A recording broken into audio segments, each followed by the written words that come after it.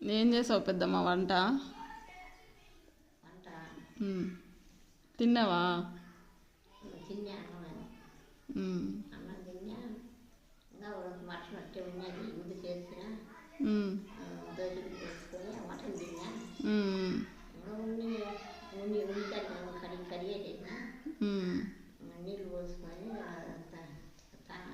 అన్నం చేసుకొని ఇప్పుడు అన్నం చేసిన